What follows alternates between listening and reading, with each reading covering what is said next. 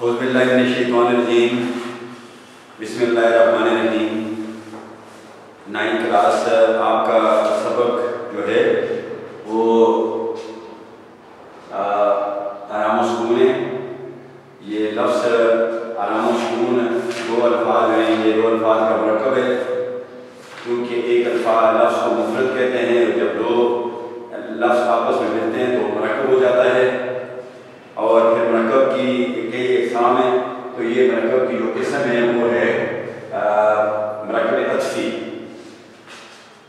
मरकब अत्फ़ी ऐसा मरकब जो मातूफ़ अलैह हार्फ़ अत्फ़ और मातूफ़ से मिलकर बने, उसे एक मरकब अत्फ़ी कहते हैं। सिन्फ़ अदब के लिहाज से ड्रामा है और ड्रामा नगार का नाम है सैयद मुमताज़ अली ताज और ड्रामे का नाम है आराम व सुकून। तो 9th क्लास अगला लेक्चर जो है वो ख़त्म हुआ था यहाँ पर कि बीवी खामद के कमरे में मौजूद है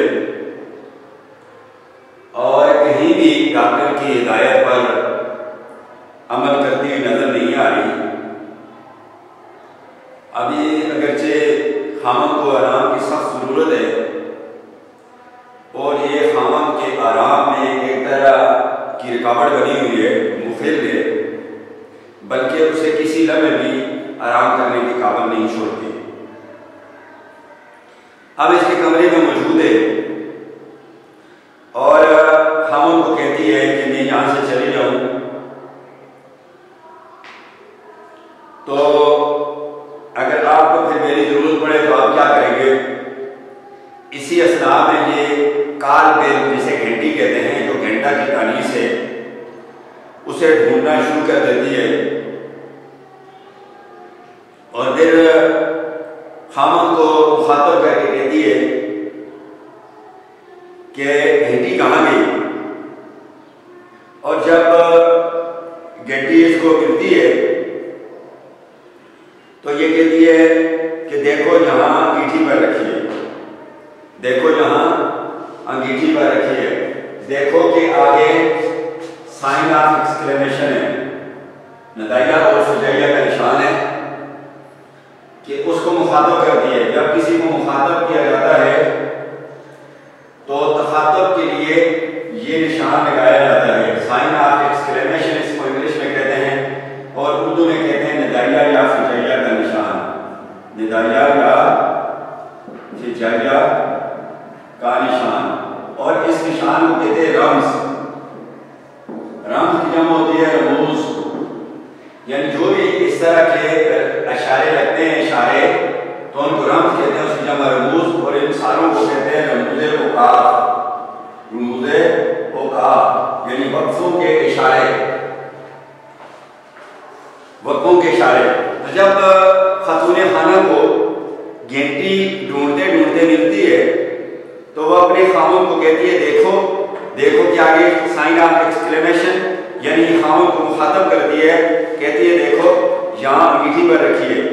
आग जलाने का जो बर्तन होता है जिसे आतिशदान कहते हैं, और बनाने की रूह से आतिशदान को कहते हैं मरकब अत्फ़ी। आतिशदान या गुलदान, चूँकि दान होता है बर्तन, आतिश होती है मज़रूफ़, दान को ज़र्फ़ कहते हैं और आतिश को मज़रूफ़ कहते हैं। इसी तरह फूल को मज़रूफ़ कहते हैं और गुलदान को, दान को ज़र्फ़ कहते हैं, बर्तन। तो गुलदान या आतिशदान मरकब ज़र्फ़ी है ये। तो ये कहती है, खुद ही कहती है, ये देखो घंटी आतिशदान पर रखी है, यानी वो चूल्हा आप समझ लें या वो बर्तन, बात कढ़ाई में या किसी चीज़ में आग जलाई जाती है तो या चूल्हा, तो उसके ऊपर जो है इसको घंटी रखी हुई मिल जाती है, नजर आ जाती है। और खामद को मुखातब करके कहती है कि ये देखो ये घंटी आतिशदान पर रखी है। आप बताइए, खामद तो फिर मुखातब करती है और मुखातब करने के लिए किसी को भी जब मुखातब किया जाता है, उर्दू कवायद के मुताबिक वहां पर एक रम्ज़ इस्तेमाल की जाती है। ये रम्ज़ का मतलब होता है इशारा, जमा होती है रमूज़, यानी रम्ज़ की जमा, और साथ होती है औक़ाफ़। औक़ाफ़ वक्फ़ा यानी वक्फे के इशारे, तो यहाँ मुखातब कर रही है उसे खामोद को दोबारा, और उसके साथ भी ड्रामा नगार ने ये निदाइया या फजाइया का निशान लगाया है, और इसको कहते हैं अंग्रेजी में कहते हैं sign of exclamation, sign of exclamation या एक्सक्लेमेटरी मार्क कहते हैं इसको, और इन सारों इशारों को कहते हैं रमूज़े औकाफ, और इंग्लिश में इनको कहते हैं पंक्चुएशन। आप बताइए, अब खामोद को दोबारा मुखातब करती है कि आप बताएं कि आपसे आप आगे यहाँ, यानी खुद ब खुद इसके पाँव ये चल कर यहाँ आ गई, और अभी थोड़ी देर पहले नजर नहीं आ रही थी और अभी नजर आ रही है, पाँव थे इसके, और आपके आप आगे यहाँ एक सवालिया निशान है, उसके आगे क्वेश्चन मार्क डाला गया है। तारीफ का तरीका क्वेश्चन की पे वो खामद से सवाल करती है कि ये खुद चल कर इधर आ गई है, तो उसके आगे सवालिया निशान जो है साइन ऑफ इंटरोगेशन या क्वेश्चन मार्क, या ये क्वेश्चन मार्क भी कहते हैं और सवालिया निशान भी कहते हैं, तो ये डाल दिया गया। पाँव थे इसके, दूसरा सवाल क्या इसके पाँव थे, ये चल कर आई है, और फिर सवालिया निशान, ये सब हरकतें इस ललू की। ललू ये हमारी होते हैं पेटू, बहुत ज्यादा खाने वाला, तो ये सारी हरकतें यानी ये सारे काम जो है इस नौकर के हैं, जो जिनको ये लल्लू क्या कर करते हैं, उसका निकनेम है। कम वक्त ने कसम खा रखी कि कभी कोई चीज ठिकाने पर रहने ना देगा। इस नौकर ने ऐद कर लिया है, कोलो करार कर लिया है, कसम उठा, ये कसम उठाने को कहते हैं ऐद, कोलो करार कि ये मैं काम हर सूरत में करूंगा या ये काम मैं कभी नहीं करूंगा, इसके लिए वो वादा करता है, ऐद करता है, कोलो करार करता है। तो यानी इस नौकर ने ऐद किया हुआ है, वादा किया हुआ है, कोलो करार किया हुआ है कि मैं कभी भी किसी चीज को उसकी असल जगह पर नहीं रहने दूंगा। नामराद कहते हैं बदबख्त को, कमबख्त को। अल्लाह जाने ये नामराद, ये बदबख्त आदमी, ये बदबख्त नौकर मेरी चीजों को हाथ लगाता क्यों है? इस नौकर का क्या ताल्लुक है कि मेरी चीजों से हाथ लगाता है? ये मेरी चीजें हैं, अपनी चीजों से हाथ लगाए, मेरी चीजों को ना छेड़ा करे। ओ लल्लू, अरे ओ लल्लू, दो दफा नौकर पे आवाज लगाती है, और दो ही दफा ओ लल्लू, अरे लल्लू, ओ लल्लू, ओ किसी को मुखातब करने के लिए, तो कलमे खिताब, अरे लल्लू, अरे भी किसी को मुखातब करने के लिए, किसी अपनी तरफ मुतवज्जे करने के लिए, अरे जो है मर्द को मुखातब करने के लिए अरे, और औरत को मुखातब करने के लिए अरे इस्तेमाल होता है। लेकिन हमारे यहाँ बहुत कम इस्तेमाल होता है, औरत को भी अरे करके इस्तेमाल करते हैं, और जो ज्यादा उर्दू दान है हम कह सकते हैं कि हिंदुस्तान से आए हुए महाजर हैं, अच्छी उर्दू बोलते हैं, पाकिस्तान में उस तरह की उर्दू हम नहीं बोल सकते। हो सकता है कि वो इस तरह बुलाते हों औरत को अरे और मर्द को अरे, लेकिन हम जो हैं उर्दू से नावाकिफ हैं, इसलिए हम ज्यादातर लोग जो है वो ओ या अरे वगैरह भी बहुत कम ही लोग करके मुखातब करते हैं। दो दफा मुखातब करते हैं, और दो ही दफा साइन ऑफ एक्सक्लेमेशन का जो है ये इशारा डाला गया है। मियाँ का आगे क्लास देखें, जहां पर मुकालमा है, मुकालमा करने वाले के नाम के साथ क्या लगता है? राब्ता। और बाद दफा आप लोग जब आपको कहा जाता है कि मुकालमा लेके आए, तो आप उसके आगे डालते हैं तफसीलिया, colon and dash. Colon and dash नहीं डाला जाता, यहाँ पर सिर्फ और सिर्फ राब्ता डाला जाता है, राब्ता, कोलन डाला जाता है।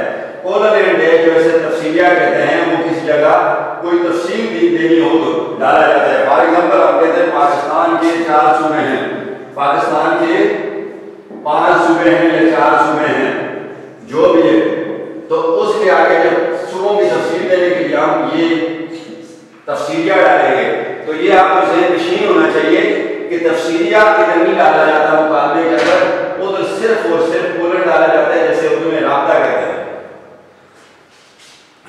मियाँ कोलन, अरे भाई, मियाँ मुखातब करते हैं बीवी को, देखें इधर मियाँ को कहना चाहिए था अरी भाई, भाई जो है भाई का मुखफ़फ़ है,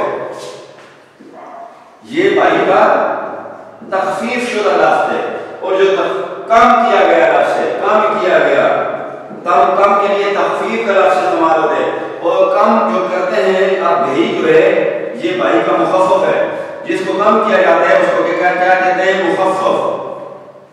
भाई का बेई किसका मुखफ़फ़ है? भाई का मुखफ़फ़ है, लिहाजा बेई जो होगा वो क्या होगा? मुखफ़फ़। उर्दू में मुखफ़फ़ात भी जिस तरह मेहमान दो नुक्ते भी होते हैं, इसको इसका तख़फ़ीफ़ शुदा लफ्ज़ मुखफ़फ़ क्या है? मेहमान। रास्ता, रास्ता का तख़फ़ीफ़ शुदा लफ्ज़ क्या है? रास्ता। ठीक है, मुखफ़फ़। रास्ता क्या होगा? मुखफ़फ़। मेहमान क्या होगा? मुखफ़फ़। तख़फ़ीफ़ किया गया। और इस मुखफ़फ़ात की अंग्रेजी में ज़्यादा ज़रूरत पड़ती है class, for your kind information, कि अंग्रेजी ज़बान जो है इस मुखफ़फ़ात को पहचान ही नहीं सकती। उधर इस मुखफ़फ़ को कहते हैं एब्रीविएशन। एब्रीविएशन कहते हैं। फॉर एग्जांपल आप अक्सर सुनते रहते हैं बावड़ा, बावड़ा सुनते रहते हैं आप अक्सर। ये लफ्ज़ है ज़बान ज़दे आम है, water and power development authority. तो कितना बड़ा नाम है ये, water and power development authority. अब कौन बार बार कहता रहेगा water and power development authority, water and power development authority? इसलिए उन्होंने इसको शार्ट कर करके वापडा कर दिया गया, वापडा। अब देखिए एक और आपको क्लास में बताया गया police, POLICE, police. Polite, obedient, loyal, intelligence, courageous, efficiency. इतना बड़ा नाम जो है कौन बार बार पुकारेगा? Polite, obedient, loyal, intelligence, courageous, efficiency कौन पुकार सकते हैं बार बार? किसकी इतनी ताकत है बार बार पुकारता रहे? इसलिए एब्रीविएशन का इस्तेमाल किया गया है। और ये जो एब्रीविएशन है इसको क्या कर दिया गया है? Police, POLIC। तो ये इसकी एब्रीविएशन है इस नाम की। ISI, पाकिस्तान दुनिया की नंबर 1 एजेंसी, तो ये inter services intelligence, ISI। CPEC, China Pakistan corridor, China Pakistan corridor. तो ये शार्ट करके CPEC कर दिया गया। तो ये अंग्रेजी में इनकी ज्यादा जरूरत पड़ती है कि आपकी मालूमात के लिए। अरे भाई क्यों ना हक गुल बचा रही हो, किस चीज का इस्तेमाल किया गया है यहां पर? ना हक, तुम ना हक की चीज चुन चुन कर दामन में सजाए बैठे हो, शीशे का मसीहा कोई नहीं जो टूट गया सो टूट गया। तो ना हक क्या है? साबका। ना हक, ना लाए, तो ये साबका इस्तेमाल किया। ना हक बिला वजह, गुल मचा रही हो, गुल शोर, मचा रही हो यानी शोर कर रही हो, मचाना करना। तुम क्यों बिला वजह शोर कर रही हो? खामन तंग आ जाता है अपनी बीवी से और उसे कहते हैं, अरे भाई उसे मुखातब करते हैं, कहते तुम बिला वजह क्यों शोर मचा रही हो और क्यों मुझे तंग कर रही हो? घंटी रात मैंने खुद मेज पर उठाकर मेज पर से उठाकर अंगीठी पर रख दी थी। कहते शोर शराबा बंद करो अपना, अभी क्या जरूरत है? घंटी आपको मिल गई है, लंबी चौड़ी बातों की या नौकर को कोसने की क्या जरूरत है? ये घंटी जो है रात मैंने खुद मेज पर से उठाकर अंगीठी पर रख दी थी। आतिशदान पर मैंने उठा के रखी थी, तुम लल्लू को कोस रहे हो, उसे नाम दान कर रही हो। घंटी क्लास घंटा की तमीज है, घंटा। घंटा की मुअन्नस क्या है? घंटी। तानीस है, मुअन्नस भी कहते हैं, तानीस भी कहते हैं। घंटा की तानीस घंटी। काबिल, रात मैंने खुद मैंने मेज पर से उठाई और अंगीठी पर रख दी थी। बीवी, तुमने देखें इधर भी सवालिया निशान लगेगा। तुमने, हमन कहेगा हाँ मैंने या हमन कहेगा नहीं मैंने। तो सवाल आता है तुमने, ए है कलमे तासफ, हाय हाय या बाबा, इस कलमे तासफ जो खुशी या हैरानी के मौके पर जो है इसका इस्तेमाल किया जाता है। वो क्यों? दोबारा सवाल कीजिए, वो क्यों? सवाल इसलिए आ रहा है कि वो क्यों उठा के रखी थी? हम कहेगा आगे से जवाब दिया था कि इसको इधर रहना था, मैंने तब रखी थी, या मैं चाहता था कि इधर ना पड़ी रहे, इधर तब रखी थी। जवाब सवाल कर रही है, वो क्यों उठा कर रखी? मियाँ, अब मियाँ क्या कर रहा है? जवाब दे रहा है। मियाँ लफ्ज़ नहीं होता, मियाँ ये जाहिर करनी होती है, मियाँ। ना यानी छोटा, ना क्या है छोटा, बार बार जो है कि इसको कहते हैं सनत तकरार, बार बार सनत तकरार कहते हैं। दो लफ्ज जब दो हर्फ जब एक जगह आ जाए तो उसे सनत उसे हर्फ आ जाए तो वो भी सनत तकरार, और जो लफ्ज आ जाए तो वो सनत तकरार हर्फी। अगर दो लफ्ज एक जगह आते हैं तो सनत तकरार हर्फी, और जब दो लफ्ज एक जगह आते हैं तो सनत तकरार लफ्जी। तो ये सनत तकरार लफ्जी। मियां नरा बार बार बजाया जा रहा था, मैंने इसलिए उठाई थी और उठाकर इधर आतिशदान पर रखी थी कि छोटा बच्चा उसे बार बार बजा रहा था और मुझे तंग कर रहा था। म्यूजिक का कोई आला हो या कोई बजने वाली चीज हो जिससे आवाज निकलती हो, कोई आदमी उसे जो है वो उंगली लगाए या उसका जो तरीका है उससे करे तो उसे बजना कहते हैं। बजाया जा रहा था, मेरा दम उलझने लगा था, मेरा दम घुटने लगा था, मेरी सांस बंद होने लगी थी, मैं तंग हो रहा था, मैं परेशान हो रहा था, मैं बर्दाश्त नहीं कर सकता था इस घंटी की बात को। और साथ मियाँ करा कर दिए आए, इस तरह जब दर्द इंसान को होता है, परेशान होता है तो साथ कराता है, ठीक है। तो वो कहते हैं तेरा साथ कराता है, कराने की आवाज आ रही है लल्लू, इतने में नौकर आ जाता है और आकर क्या कहते हैं, मुझे बुलाया है बीवी जी। जब नौकर को इसने पहले आवाज दे दी थी और नौकर को आवाज देने के बाद खामोश नहीं रह सकते थे, क्योंकि इसने कसम उठा रही थी कि खामोश को हर सूरत में तंग करना है, परेशान करना है और डॉक्टर की नसीहत पर अमल नहीं करनी। उसकी एडवाइस को बलायदा रखते हुए जो है नौकर को बुला के फिर भी खामोश के साथ रेगुलर जो है उससे गुफ्तगू है, बाकायदगी से गुफ्तगू कर रही है, उसे तंग कर रही है।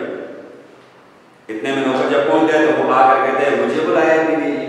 आप क्लास से ये देखें इधर बीवी जी का लफ्ज़ इस्तेमाल हुआ है, बीवी जी। हालांकि बीवी तो वाइफ को कहते हैं, क्योंकि ये बेचारा अनपढ़ है और ये बीवी औरत के लिए इस्तेमाल होते हैं, बीवी, ठीक है। अब चूंकि ये बेचारा अनपढ़ है और ये बीवी नहीं कह सकता और ये कहते हैं बीवी। पढ़ा लिखा होता तो कहता मुझे बुलाया बीवी जी।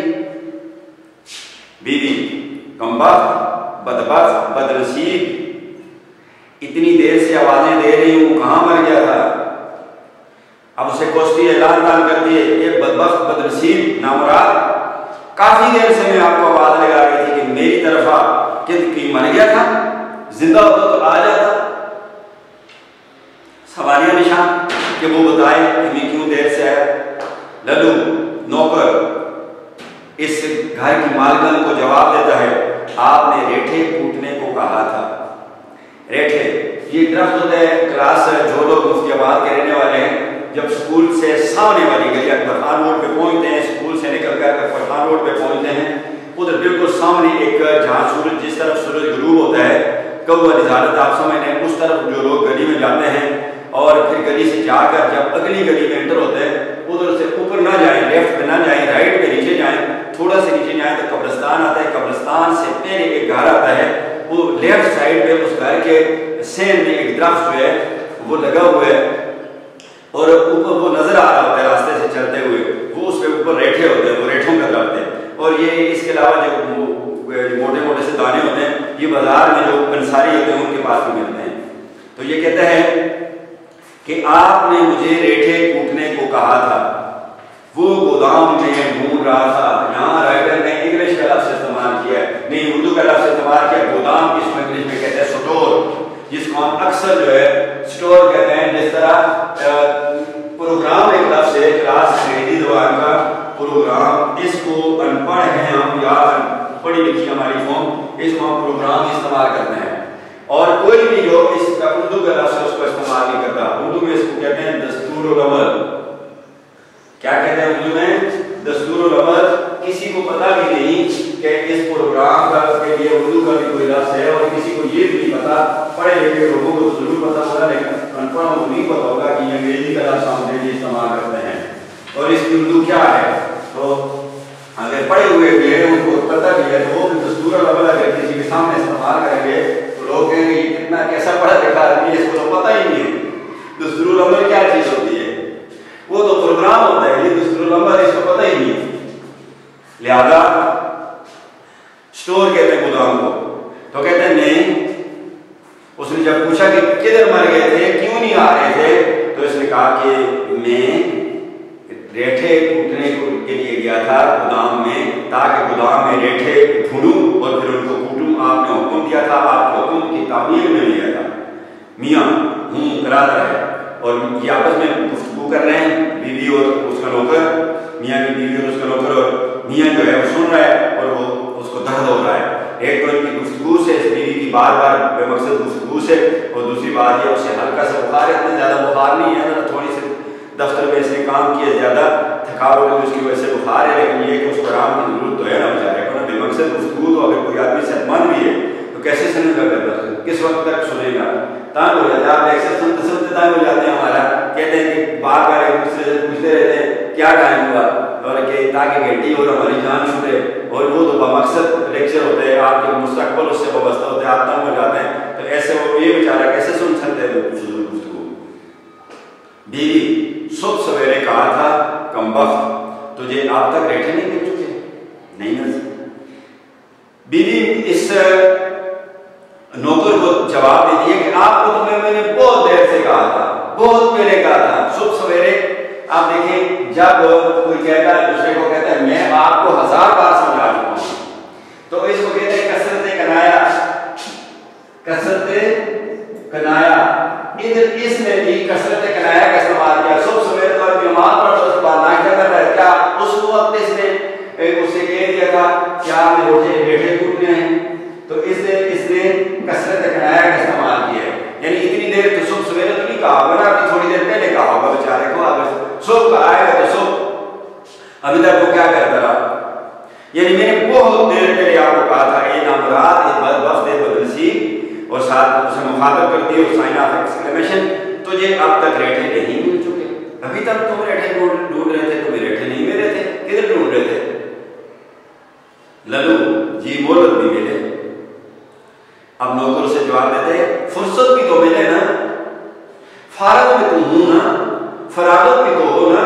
कभी ये काम के लिए बुलाया जाता है, कभी दूसरे काम के लिए बुलाया जाता है, कभी ये कहा जाता है, कभी वो कहा जाता है। मैं फारग होऊंगा तो ढूंढूंगा ना। इधर गोदाम में जाता हूँ, उधर कोई बुला लेता है।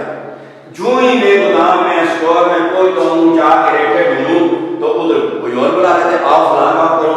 क्लास इधर इस जुमले में इसने इधर अदीब ने और उधर का लफ्ज़ इस्तेमाल किया, इधर उधर, तो इसको कहते हैं सनद तज़ाद। इसमें इसने किसका इस्तेमाल किया, इस नस्र में भी होती है, शायरी में भी होती है सनद तज़ाद। और जिस आपको मैंने बताया ये कि जिस इल्म में सनदें होती हैं उस इल्म को कहते हैं इल्म बदी। बदी का मतलब है नादर, कीमती या अछूता, हैरानकुन, हैरान कर देने वाला। इल्म बदी इसको इंग्लिश में कहते हैं स्ट्रेंज और वंडरफुल। 274 हिजरी में इस इल्म को मुतसिब इबासी ने इसको इजाद किया था, इस इल्म को इल्म बदी को।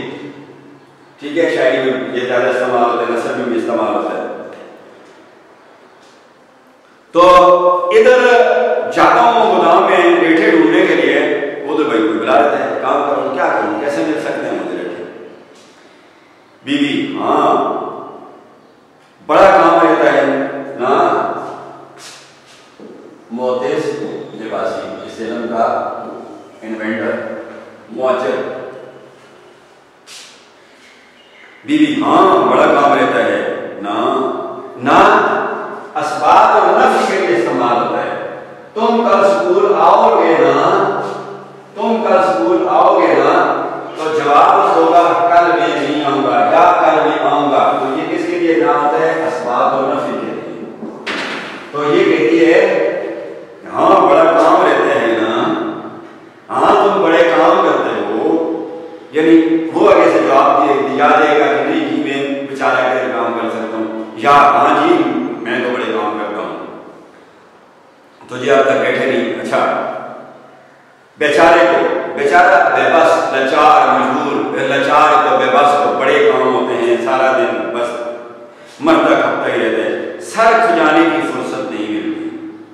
सर खुजाना, सर में खारिज करना, यानी इतनी फुर्सत भी तुझे ये बेचारे तंग कर रही है कि तुम्हारे कितने काम होते हैं कि तुम कहते हो कि मैं मुझसे बैठे नहीं मिल रहे थे।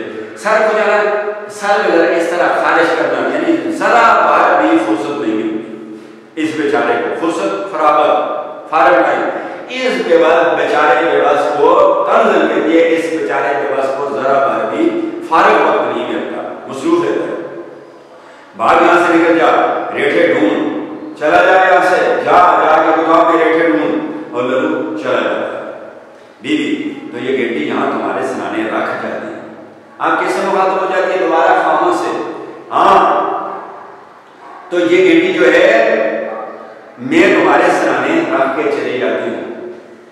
मियाँ करा कर, मियाँ मुंह करके, तकलीफ का इजहार करके, कवाड़ बंद करती जाना, कवाड़ दरवाजे का एक तख्ता, कवाड़ दरवाजे का एक तख्ता, ये दरवाजा नहीं क्लास का, वो जो दूसरे दरवाजे दो कवाड़ होते हैं, दो तख्ते होते हैं जिनको बंद करते हैं, ठीक है। आप कवाड़ कहते हैं दरवाजे के एक तख्ते, और लफ्ज़ माने इसके ये हैं। तो शायरी के लोगों ने, शायरों ने, अदीबों ने शेर की एक सत्र के लिए मिसरा का लफ्ज़, मिसरा का लफ्ज़ इस्तेमाल किया है। मिसरा शेर की एक सत्र का इस्तिलाही नाम है।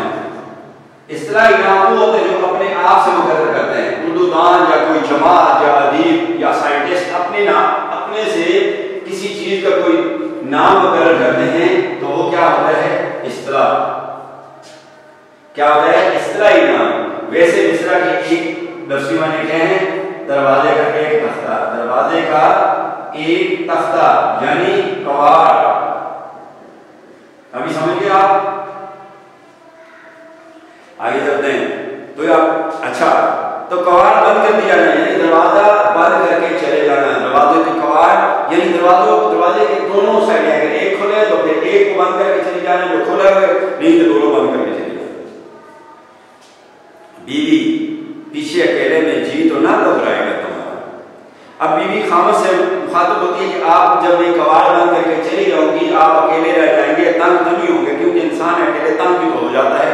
सवाल ये निशान पूछ रही है कि तंग तो नहीं हो गए। आप बताएगा कि मैं तंग होता हूं या नहीं होता। मियाँ तंग आकर, नहीं बाबा नहीं। तंज ये बाप के लिए इस्तेमाल होता है, वालिद के लिए भी इस्तेमाल होता है, बाबा के लफ्ज़ दादा के लिए इस्तेमाल होता है, दरवेश के लिए, बुजुर्ग के लिए, और बच्चे के लिए भी, फकीर के लिए भी बाबा का लफ्ज़ इस्तेमाल कर सकते हैं। नहीं बाबा नहीं, फारसी ज़ुबान का लफ्ज़ मुज़क्कर है। नहीं यानी मैं नहीं तंग होगा, मेरी जान छोड़ो, चली जाओ यहाँ से। बीवी अरे हाँ, अच्छा, बीवी को यकीन नहीं कहा रहा था कि हाँ वो मुझे ये जवाब देगा कि मैं नहीं तंग होगा, ये तो मैंने, और अरे हाँ, और एक और बात उसे याद आ जाती है, और उसे मुखातिब कहती हाँ एक और बात, ये तो मैंने देखा ही नहीं, डॉक्टर साहब खाने के लिए क्या क्या चीजें लिख गए हैं। कहती है चलो मैं तो जा रही हूँ, लेकिन एक और बात मुझे याद आ गई कि मैंने तो वो कागज ही नहीं देखा। कागज तो कहते हैं जिस पर डॉक्टर लिखते हैं, उसे प्रेस्क्रिप्शन भी कहते हैं। प्रेस्क्रिप्शन वो कागज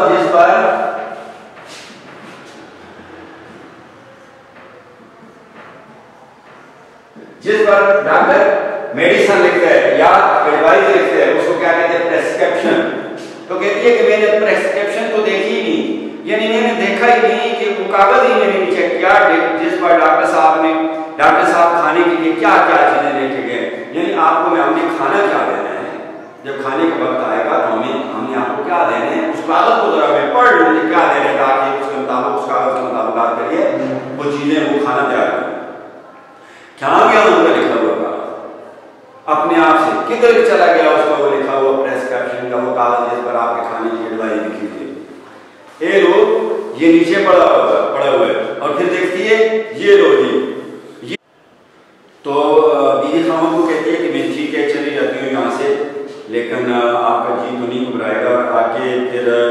वो उस कागज़ को ढूंढना शुरू कर देती है, जिस कागज़ पे डॉक्टर ने उसकी खुराक जो है एडवाइस की है कि इसको ये कुछ खिलाना और आराम, इसकी पूरे आराम का बहुत ज़्यादा ख्याल रखना। उसे ढूंढ रही है, उसे मिलता नहीं है, अचानक उसे मिल रहता है तो कहती है ए लो, यानी ये लो, यानी ये देखो कागज़ जो है इधर नीचे पड़ा हुआ।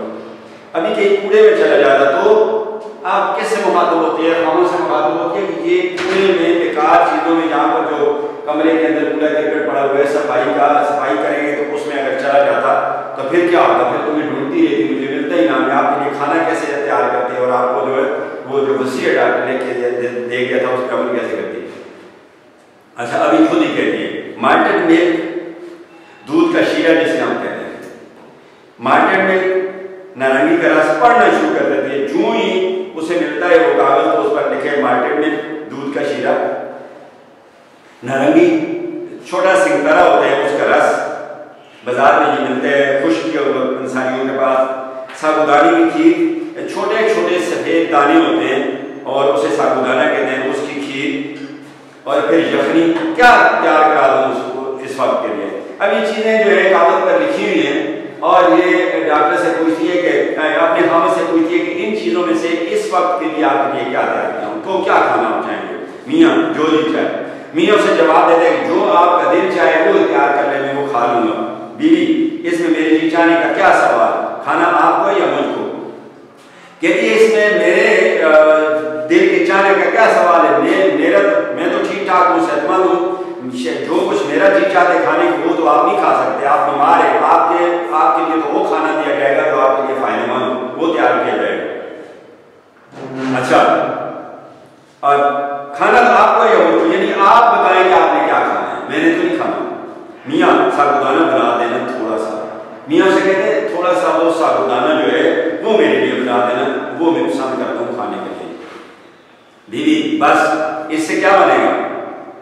बीवी जवाब देती है इससे कुछ नहीं बनता, यानी इससे आपका पेट नहीं भरेगा साबूदाने से, यखनी पी लेते थोड़ी सी, यानी साथ में थोड़ी सी यखनी भी बना दो और साबूदाना भी खा लो और यखनी भी पी लेते, अच्छी चीज होती है। चूजे की यखनी बनवाए देती हूँ, छोटा बच्चा, मुर्गी का बच्चा, उसकी में ज्यादा ताकतवर होता है, उसकी यखनी में बनवाए देती हूँ। मकवी चीज है, कुव्वत बख्शने वाली, ताकत देने वाली चीज है, अरबी ज़बान का लफ्ज़ है मकवी, तो वो मैं बना देती हूँ, वो ताकतवर चीज है, आपको फायदा देगी। मियाँ बना दो। बीवी 2 कदम चलती है, बात खत्म हो जाती है, खाने का फैसला हो जाता है, साबूदाने का खामद कहता है और यखनी का बीवी कह देती है कि मैं वो भी साथ बना दूँ और बात खत्म हो जाती है। चल निकल पड़ती है, जाने लगती है, 2 कदम चलती है, मगर मैंने कहा देर लग जाएगी यखनी की तैयारी में। फिर खामोश से मुखातिब होती है कि मैं कहती हूँ कि यखनी तैयार करने में देर लग जाएगी, यखनी की तैयारी में चूल्हा बाजार से मंगवाना होगा। इस लल्लू अल्लाह मारे को तो जानते हो, इस लल्लू अल्लाह इसको जो है इसको नसीहत दे, इसको अल्लाह इसको जो है इसके गलत कामों का इसको सिला दे। आप जानते हैं कि जब ये बाजार में निकल जाते हैं तो वहीं का होके रह जाते हैं, तो वहीं का होके रहना क्या है? मुहावरा है, यानी जब ये बाजार जाते हैं तो अच्छा खासा टाइम खर्च करके आते हैं, जल्दी तो ये आ नहीं सकता, बाजार में घूमता रहता है, चलता रहता है, इसलिए आपका खाना लेट हो जाएगा। मियाँ की कराने की आवाज निकालता है, दर्द की हाय हाय करता है। बीवी तो फिर यूं करती हूँ सेन में, अच्छा तो फिर यूं करती हूँ, फिर अगली बात करती है, उसका मुतबादल हाल कोई बताती है अपने खामद को। इतने में क्या होता है, सेन में बच्चा पट पट गाड़ी चलाने लगता है, इतने में सेन में बच्चा पट पट सनत तकरार लफ्सी पट पट की आवाजें आती हैं। जब बच्चा छोटा है, इनके घर का बच्चा गाड़ी चलाता है जब सेन में, तो उसकी गाड़ी के चलने से पट पट की आवाजें आने लगती हैं और फिर उससे भी खामददाम होता है। मियाँ अरे भाई अब ये क्या खटपट शुरू हो गई है, और जब खामददाम हो जाता है, पहले उसकी बीवी से जान नहीं छूटती, तो फिर वो क्या करता है, ये उसे कहता है, बच्चे की तरह मुखातब होकर कहता है कि ये क्या खटपट शुरू हो गई है।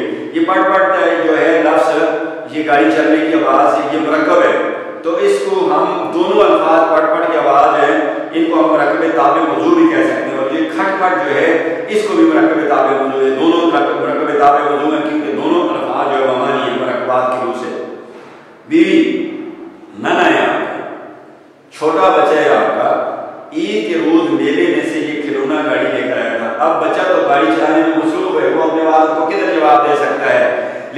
जवाब देती है कि ये छोटा बच्चा है आपका। ईद के दिन मेले में से मेरा शेर तमाशा, जब ईद के मौकों पर जो शेर तमाशे लगते हैं मुख्तलिफ जगहों पे मेले दिखाने वाले होते हैं, तो वहां गया था उस मेले में शिरकत करने के लिए, तमाशा देखने के लिए। तो वहां से एक छोटी सी खिलौना गाड़ी लेकर आया था। ना इस कमबख्त का दिल इससे भरता है, ना वो कमबख्त टूटती है, ना इस बदबख्त का नकम्मे का दिल इससे शेर होता है कि ना चलाऊं वो चला चुका हूं, और ना वो बदबख्त टूटती है कि इसकी उससे जान छूटे और उसकी इससे जान छूटे, बच्चे की जान गाड़ी से छूटे और गाड़ी की जान बच्चे से छूटे। अरे मैंने कहा नन्हे नहीं मानेगा ना मुराद। अब नन्हे की तरफ इशारा करती है कि गाड़ी ना चला, और साथ ये भी करती है कि ये मेरी बात पर कभी भी अमल नहीं करेगा, ये गाड़ी चलाता ही रहेगा। छोड़ इस पटपट को, मैं तुम्हें कह रही हूँ इस पटपट को, ये गाड़ी ना चला, ये जो आवाजें आ रही हैं इनको बंद कर, आपके अबू जो बीमार पड़े हैं वो तंग हो रहे हैं। जब देखो ये फिर रहा है, जब भी देखो ये गाड़ी को ये फिरता है, किसी वक्त भी इस गाड़ी से इसकी जान नहीं छूटती, इतना शौक है इसको चलाने का, बार-बार चलाता रहता है। साहबजादे का दिल किसी तरह सैर होने को आता ही नहीं, इस बच्चे का किसी तरह इस गाड़ी से दिल भरता ही नहीं है, कभी छोड़ दो बहुत चला रही है, मैंने चूल्हे में झोंक दूंगी इस कमबख्त को, इस बदबख्त को मैं चूल्हे में डाल दूंगी, तब इसे समझ यानी इसे मैं सख्त से सख्त सजा दे दूंगी। इतना ख्याल में नहीं आता कि अब्बा बीमार पड़े, शोर और गुल से उनकी तबीयत घबराती है। इस बच्चे को ये भी एहसास नहीं है कि उसके वालिद साहब बीमार हैं और शोर शराबे से वो घबरा जाते हैं, तंग होते हैं, परेशान होते हैं। मियाँ मुँह कराता है, मियाँ के कराने की आवाज़ आती है, फरियाद करता है डर से, बीवी काम नहीं हुआ था, सवालिया निशान, मियाँ मुँह कराते हैं, कराने की आवाज़, जवाब नहीं देता कि दर्द कम हुआ या नहीं हुआ। बीवी दबारे थे तो घट जाता। बीवी अगर आपको आपके जिस्म को दबाया जाता, मुंडी चापी की जाती तो दर्द कम हो जाता। मियाँ कोई जवाब नहीं देता, कराने की आवाज़ आ रही है, आया की आवाज़ आ रही है। बीवी तो मैं क्या कह रही थी, खाने का पूछ रही थी, दोबारा वो खाने वाला वजू लेकर आ जाती है। तो मैं तो आपको खाने का पूछ रही थी कि आपके लिए क्या बनाऊं, फिर नन्हे की पट की आवाज़ें, फिर वही नहीं मानेगा ना मरा, और ठहर तो जा। अब फिर जो है जब पूछती है खाने का कि क्या आपके लिए बनाऊं, फिर उसी बदस्तूर जो है नना विदाउट एनी ब्रेक जो है मुसलसल चलाया जा रहा है, और फिर उसी तरह उसको कहती है नामराद फिर जाना हूँ और तुम्हें देखूंगी, गुस्से में जाती है उसकी तरफ। मियाँ नाराज है, अब जब ऐसे बहुत ज्यादा गुस्सा आ जाता है क्योंकि नना इसके बाद पर कोई काम नहीं करता और गाड़ी बदस्तूर चला रहा है, तो ये चली जाती है, सख्त गुस्से में जाती है। और मियाँ के जो है कराने की आवाज़ आया की आवाज़ें आ रही हैं, दूर से बीवी की आवाज़ आ रही है। अब बीवी पहुँच गई है सहन में बच्चे के पास, और उधर भी जाके इतना शोर कर रही है कि खामों को कमरे में भी उसकी आवाज़ें आ रही हैं। छोड़ अपनी ये पट बच्चा रोने लगता है। जब करीब जाके बच्चे को गुस्सा करती है कि ये पट की आवाज़ें खत्म कर दे, गाड़ी निकाल के छोड़ दे, तो बच्चा इस गुस्से से जो है बेचारा रोने लगता है। चुप नामराद, जब वो रोने लगता है उसे कहती चुप बदबख्त कमबख्त, इतना ख्याल नहीं हुआ बीमार पड़े, तुझे इतना एहसास भी नहीं है कि आप तुम्हारे वालिद साहब बीमार पड़े। डॉक्टर ने कहा शोर गुल ना हो, डॉक्टर ने कहा था कि इस कमरे में किसी किस्म का शोर शराबा ना हो, शोर शराबा इसके लिए जो सख्त नुकसानदेह, अगर एक दिन भी इसने आराम से गुजारा तो इसका बुखार उतर जाएगा। चुप खबरदार, खबरदार कहते हैं कल मैं तंबी, यानी हर ना रोना, किसी सूरत में ना रोना, चुप हो जा। जो आवाज निकाली गला को दूर, यानी गला आपका मैं दबा दूंगी, खत्म कर दूंगी गला दबा के आपको, ना रो, चुप हो जा। बच्चा रोना बंद करने की नाकाम कोशिश करता है। बच्चा चाहता है कि मैं ना रो, अपना रोना बंद करने की कोशिश करते हैं, लेकिन उसे इतना रोना आया हुआ है क्योंकि इसने उसे इतना उसकी माँ ने इतना गुस्सा किया हुआ है तो अपने उस कंट्रोल नहीं कर सकता और बदस्तूर रोए जा रहे हैं। कमबख्त का जो खेल है ऐसे ही बैठ गए। ये कह दीजिए जो बदबख्त है, ये बच्चा जो बदबख्त है, इसका ऐसा ही बेसुरा खेल है, बेमकसद खेल है। इस क्या है ये गाड़ी चलाने वाला, चल उधर, नहीं चुप होगा तो खींचती हुई ले जाती है। अब उसे कहती है कि आपका बड़ा बेकार इस बच्चे का खेल है, चल उधर, अपने उसे पकड़ती है हाथ से और लेके खींचती हुई चली जाती है। मियाँ इस हंगामे से जिद होकर कराया जा रहा है। मियाँ की जो बीवी और उसके बेटे का जो एक हंगामा है, शोर शराबा है, उससे जिद होकर तंग होकर जो है कराया जा रहा है, सख्त हाय हाय कर रहा है, फरियाद कर रहा है दर्द की वजह से। बीवी की आवाज़ गायब होती ही कमरे में झाड़ू फिरने की आवाज़ आने लगती है। जो ही बीवी की आवाज़ गायब हो जाती है, उस बच्चे को लेकर चली जाती है, चुप कराने की कोशिश करती है। अब उस बीवी की आवाज़ अगर आ भी रही है तो खामों को नहीं आ रही, तो इतने में कमरे में झाड़ू फिरने की आवाज़ आ जाती है। झाड़ू लगाने वाला नौकर आकर कमरे में झाड़ू लगाना शुरू कर देता है। एक से जान छूटी और इसके आगे चल गई। मियाँ चौंक कर हैरान होकर हूँ कराता है। अरे भाई, भाई का मुखातब उस नौकर को जो झाड़ू लगा रहा है उसको जो मुखातब करता है, ये गर्द कहाँ से आने लगी, ये धूल कहाँ से आने लगी। लफूला वाला कहता है इज़ारे नफरत व बेजारी के मुकर ऊपर बोलते हैं, या शैतान को भिगाने के लिए, शैतान से जान छुड़ाने के लिए बोलते हैं। लफूला वाला कहता गुनाह से बचने और नेक काम करने की ताकत। इसका मतलब है अरे क्या हो रहा है, ये क्या गर्द उठ रही है और क्या झाड़ू लगाने की शोर हो रही है। मुलाजम झाड़ू दे रहा हूँ, मियाँ मियाँ कम वक्त दफा हो यहाँ से, जा दूर हट, चला जा यहाँ से, झाड़ू की कतई जरूरत नहीं है। मुलाजिम झाड़ू ना दी तो खफा होंगी बीवी जी।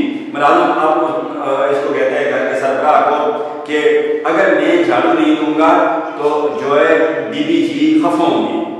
इधर बीवी कहता है, उधर बीवी कहता था, नाराज हो जाएंगी बीवी जी जब उसने हुक्म दिया कि झाड़ू दो।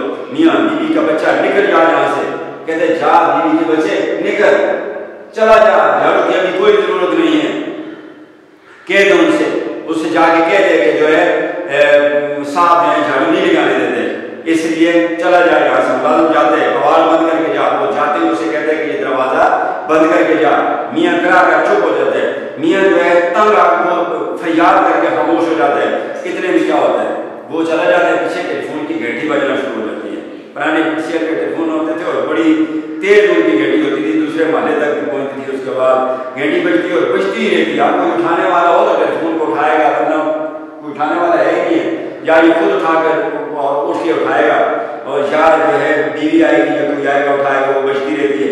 अरे भाई कहाँ गई, आप ये अपनी बीवी को कहते हैं, मुखातब करके कहते हैं किधर चली गई, आओ ना टेलीफोन तो उठाओ। अरे कोई टेलीफोन सुनने तो आओ, कोई तो हो जो आकर टेलीफोन को उठाए और सुने कौन है, क्या कहता है टेलीफोन पे। नकूला व नकुआ गुनाह से बचने और नेक काम करने की ताकत। खुद उठता है, बेबस लाचार मजबूर होकर खुद उठता है और टेलीफोन उठाता है। हेलो हेलो, ये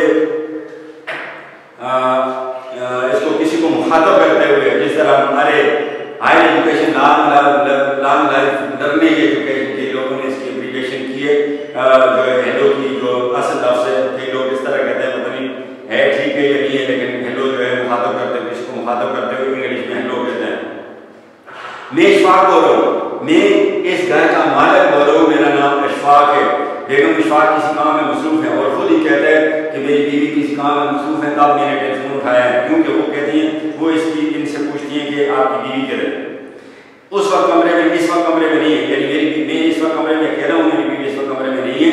यहाँ कोई ऐसा नहीं जो उन्हें बुला लाए, वो उसे कहती है जरा किसी को भेजो कि वो उसे बुला के लाए या खुद बुला के लाए। वो कहते हैं मैं बीमार हूँ और मैं जा नहीं सकता, इस वक्त और भी कोई नहीं है कमरे में जो उसे बुला कर ले आए, मैं अलील हूँ, मैं बीमार हूँ। क्या फरमाया आपने?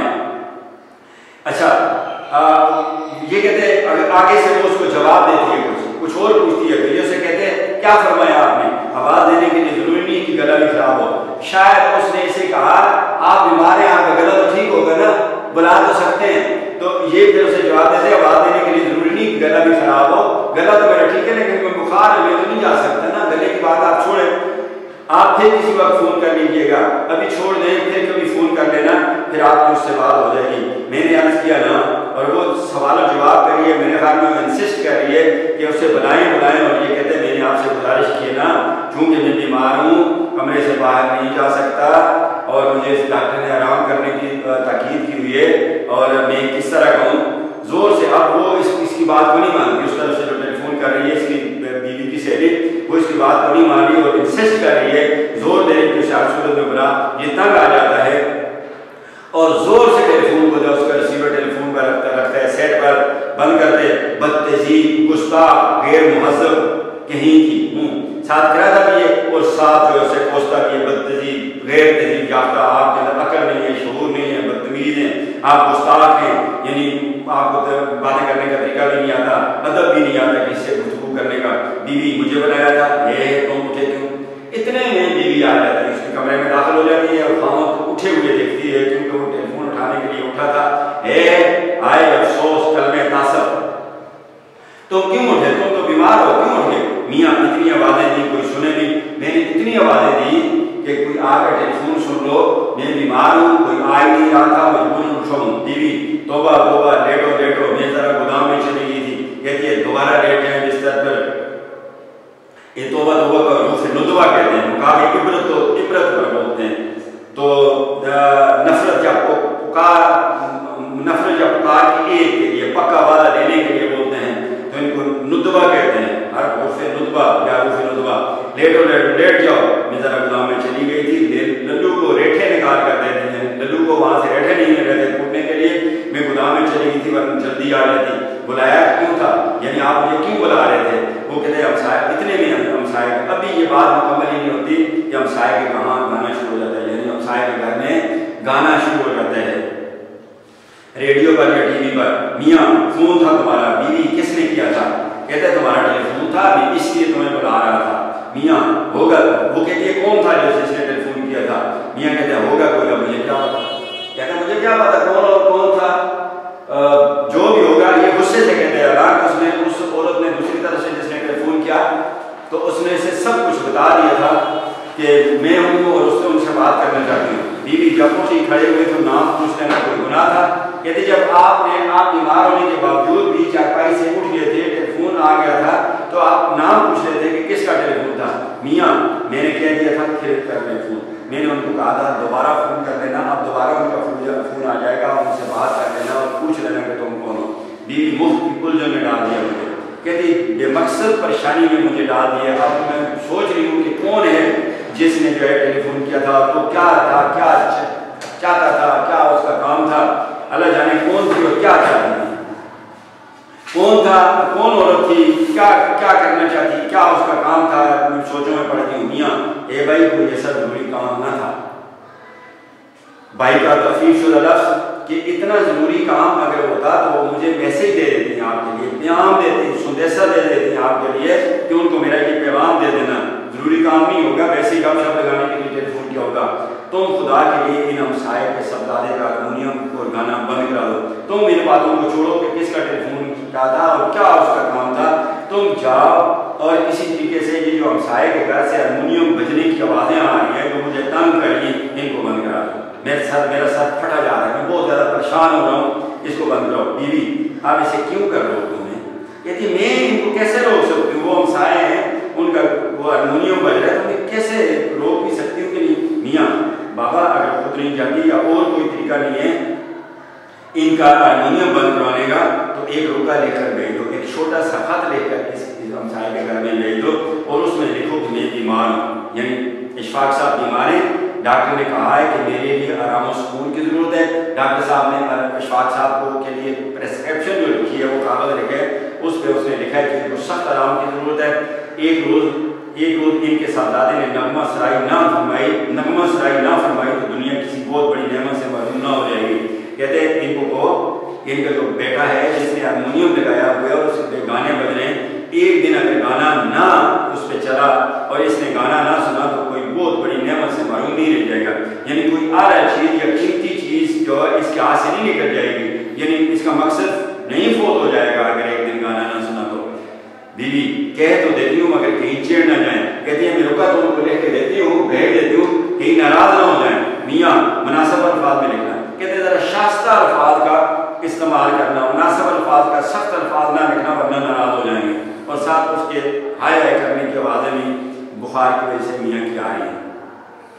बेसुरे गाने का शोर जारी है, बदस्तूर वो हारमोनियम बज रहे और गानों का शोर जारी है और मियाँ भी इधर हाय हाय कर रहे हैं।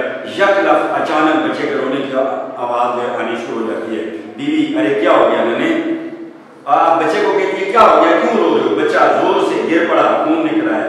बीवी जोर से खत लिख रही हूँ, अभी आई चुप हो जा।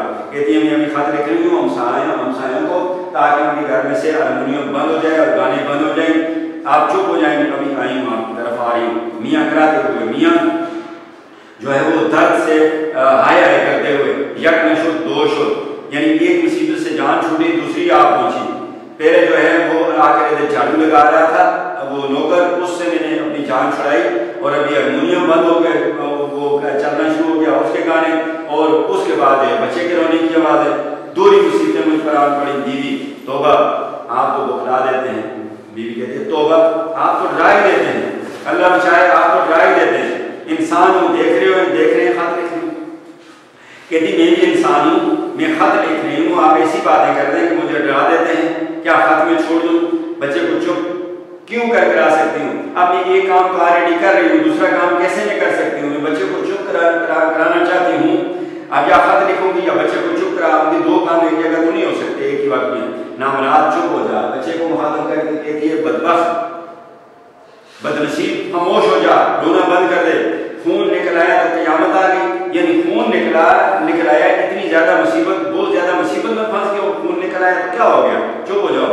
अभी आ रही हूँ 2 सतरें लिख लूँ, सतर उर्दू में सतर कहते हैं, इंग्लिश में लाइन कहते हैं, यानी 2 लाइनें लिख लूँ, 2 सतूर लिखनी तो आती हूँ। मियाँ कहते हैं, मियाँ के हाय हाय की आवाज़ें आ रही हैं, बेसुरे गाने में बच्चे के रोने की आवाज़ आ रही है, और उधर वो हारमोनियम बदस्तूर अभी तक चल रहा है, बाकायदा रेगुलर चल रहा है, अभी तक नहीं बंद हुआ, और उधर से बच्चा भी रो रहा है, यानी दोनों आवाज़ें मिल जाती हैं। मियाँ ख़त्म नहीं हुआ खत, मियाँ बीवी से मुखातिब हुए कि आपका खत ख़त्म नहीं हुआ अभी, जाने क्या दफ्तर लिखने बैठ गई हो, यानी किताब लिखने बैठ गई हो, कापी लिखने बैठ गई हो, रजिस्टर पूरा लिखने बैठ गई हो, इतना लंबा चौड़ा खत नहीं खत्म होता।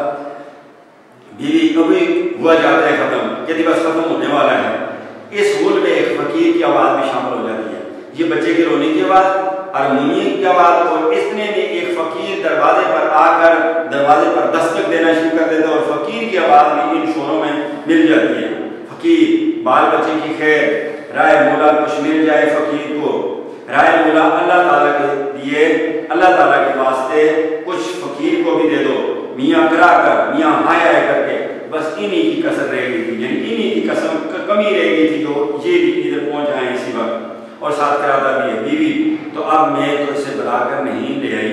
अब बीवी खामद को जवाब देती है, मैं बुलाने गई थी फकीर को कि आ और हमारे आके दरवाजे पर दस्तक दे और फिर हाथ मांग। मियाँ, अरे तो खुदा के लिए इसे रुख्सत तो कराओ ना, अगर तुम बुला के नहीं लाएगी तो इसे कम अज कम जो ऐसे भेज तो दो ना, कुछ इसे दे के भेज तो दो, ताकि इसकी आवाज़ें जो हैं इनसे तो मेरी जान छूट जाए। बीवी, ओ लल्लू, अरे ओ लल्लू, ये लल्लू पेटू आदमी को जो बहुत ज्यादा खाते हैं उसके लिए इस्तेमाल करते हैं, इनका नौकर है, ये अपने नौकर को पुकारने लगती है, ओ लल्लू। साइन ऑफ एक्सक्लेमेशन का इंतखाब इस्तेमाल किया गया है, किसी को बुलाते हैं तो ये इसको इंग्लिश में साइन ऑफ एक्सक्लेमेशन कहते हैं, और उर्दू में नदाइया या फजाइया का निशान जब किसी को मुखातब किया जाता है तो ये डाला जाता है। 2 दफ़ों से आवाज़ देती है, ओ लल्लू, साइन ऑफ एक्सक्लेमेशन, नदाइया या फजाइया का निशान, और दोबारा अरे ओ लल्लू, और दोबारा भी निशान डाला गया है। लल्लू अव्वल दस्ते में रेठे कूटने शुरू कर देते हैं, ओखली जिसे कहते हैं और लंगरी भी जिसे कहते हैं, उसमें वो जो नौकर उनका है वो रेठे कूट रहा होता है। बेसुरे गाने में बच्चे के रोने और फकीर की सदाएं, अब जो लंगरी में वो रेठे कूटने की आवाज़ भी आ रही है, बेढंगे गाने भी उधर हमसाए के घर से बज रहे हैं, उसमें बच्चे के रोने की आवाज़ भी आ रही है, और साथ फकीर की भी आवाज़ आ रही है, अल्लाह के नाम पर कुछ दे दो।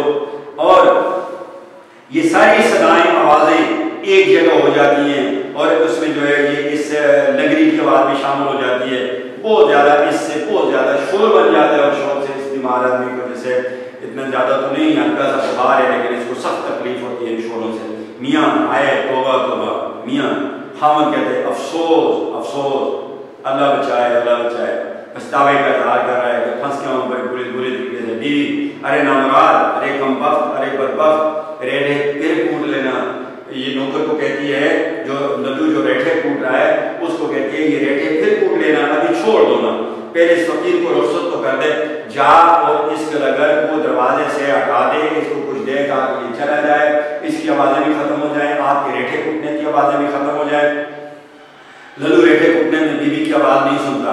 अब ये जो रेठे कूट रहा है ये इसको आवाज़ें दे रही है, बेगम अशफाक उसे आवाज़ें दे रही है, लेकिन वो रेठों की जो आवाज़ आ रही है कूटने की, उससे बीवी की आवाज़, इसकी बेगम अशफाक की आवाज़ नहीं सुनता। मियाँ जल्दी जल्दी कराता हुआ घबरा कर उठ बैठता है, खामद जो है जल्दी जल्दी उठ बैठते हैं, डर कर खौफजदा होकर उठ बैठते हैं, मेरी टोपी और शेरवानी देना, मेरी टोपी दे देना और मेरी शेरवानी देना। बीवी, टोपी और शेरवानी, हिंदी जबान का लफ्ज़ है, टोपी और शेरवानी, वो लंबा कोट। मियाँ, हाँ मैं दफ्तर जा रहा हूँ, अभी दफ्तर जा रहा हूँ। बीवी, है आए अफसोस, वो क्यों, किस लिए दफ्तर जा रहे हैं? मियाँ आराम सुकून के लिए। तो क्लास, इस अशफाक साहब को घर में किसी तरह से भी आराम नहीं मिलता, सुकून नहीं मिलता। डॉक्टर ने इसको आराम करने की ताकीद की थी, और कि आप आराम करें, एक दिन थोड़ा सा बुखार है, दफ्तर में ज़्यादा काम करने की वजह से बुखार हो गया, आपको आराम मिलेगा तो आप ठीक हो जाएंगे। मेडिसन की कतन जरूर नहीं, मेडिसन वो नहीं लिखता, अलबत्ता खाने कुछ तजवीज़ कर देते, रेठे आप खा सकते हैं, साबुदाने की खीर आप ले सकते हैं, और यखनी ले सकते हैं, बड़ी ताकतवर चीज़ होती है, लेकिन इसके लिए इसकी बीवी बहुत ज़्यादा दर्द सर बनी हुई है और ये मुसलसल आती है कमरे में और बातें करती होती है। आपने सुन लिया लेक्चर में कि और भी आवाज़ें आती हैं, इसलिए बिल्कुल बेबस हो जाते हैं, लाचार होते हैं, मजबूर होते हैं और फिर कहते हैं मेरी टोपी और शेरवानी देना। इसलिए कि मैं इधर को मुझे सुकून नहीं मिलता, मैं दफ्तर जाता हूँ, दफ्तर में आकर अपने काम में मसरूफ होता है, मैं जाकर उधर बैठ जाऊँगा। इस बात से तो मेरा दफ्तर ज़्यादा बेहतर है, क्योंकि मुझे आराम और सुकून की ज़रूरत है और आराम और सुकून मुझे इधर मिल नहीं सकता, ये दफ्तर में मुझे मिलेगा। इसके ये इम्तियाज़ अली ताज को यक बाकी नाम है, वन एक्ट प्ले, वो ड्रामा जो एक ही किस्त में देखा जा सकता है उसे वन एक्ट प्ले कहते हैं और उर्दू में यक बाकी ड्रामा कहते हैं, उससे लिया गया ये ड्रामा है।